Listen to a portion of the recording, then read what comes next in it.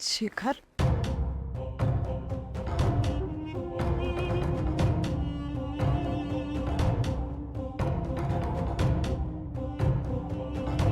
शेखर काही राहिलं का? परत आलात? मी देऊ का शोधून? काय हवंय? ओके, शोधा तुम्ही. मी जाते.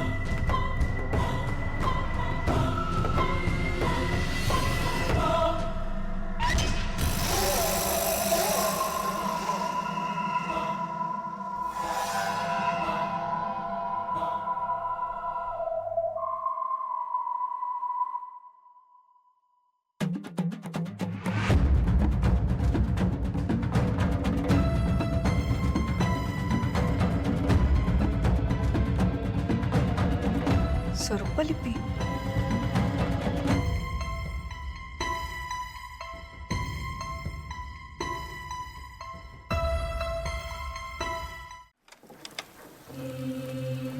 सगळाच गोंधळ झाला. इंद्राणीचं प्रतिबिंब नव्हतंच ते. खरी इंद्राणी होती ती. आणि मी तिच्या समोरच कट्यारीबद्दल बोलून गेले. आता त्यांना संशय येणार. सगळ्यांना संशय येणार. पण नाही, घाबरायचं नाही. घाबरायचं काही कारणच नाही. नशीब प्रतिबिंब विद्येबद्दल संशय येईल असं मी काहीही बोलले नाही. आधीच फाल्गुनीच्या प्रतिबिंबाने जे काही केलंय त्यामुळे हे सगळे गोंधळूनच गेलेत. आणि त्यात आता शेखरला जो कागद मिळालाय त्यामुळे तर हे सगळे त्या मंत्रातच अडकून राहणार आहेत. माझं ध्येय मी विसरणार नाही. कट्यार हवी आहे मला. विरोचकाचा वध ज्या कट्यारीने होऊ शकतो ती कट्यार काहीही करून मला हवी आहे. मला संशय आहे की विरोचक हे सगळं घडवून आणतो आणि तो हे सगळं का करतोय हे जाणून घेण्यासाठी मला मंत्र वाचावाच लागेल.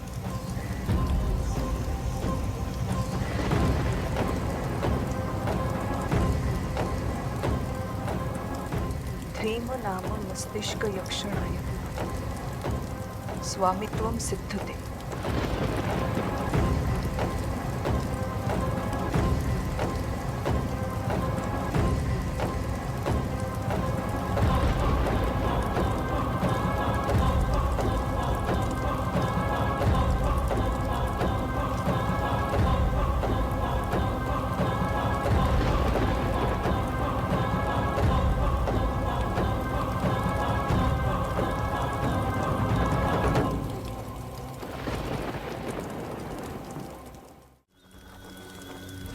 त्या मेंदूवर ताबा मिळवणे म्हणजे वशीकरण. याचा अर्थ खरंच असा होतो का की आधी विरोचक समोरच्याच्या डोळ्यात बघून वशीकरण करायचा आणि आता आता हा मंत्र म्हणून वशीकरण करतो? एक मिनिट म्हणजे विरोचकाने अनमोलीच्या मेंदूचा ताबा तर मिळवला नसेल.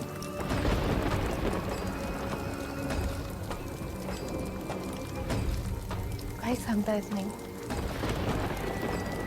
कारण हल्ली खरंच फाल्गुनी ते थोडं वेगळं वागतायत. म्हणजे थोडं गोंधळल्यासारखं करतायत का? नाही, आपण लगेच अशा निष्कर्षावर पोचायला नको. आपण तिच्यावर लक्ष ठेवूया.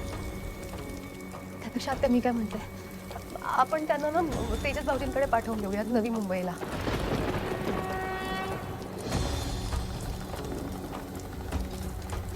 हां, आणि आत्या, विरोचक जे अस्थि कट्यारीबद्दल तुम्हाला म्हणाला होता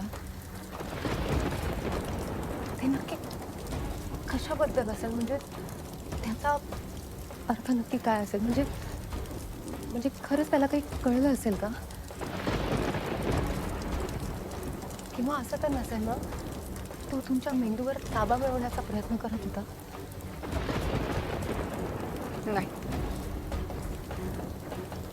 हे सगळं दिसतं तितकं सोपं नाही. मी सकाळीच म्हटलं होतं ना की ह्या सगळ्या घटनांमध्ये काहीतरी गडबड आहे. म्हणजे शेखरना तो कागद मिळणं,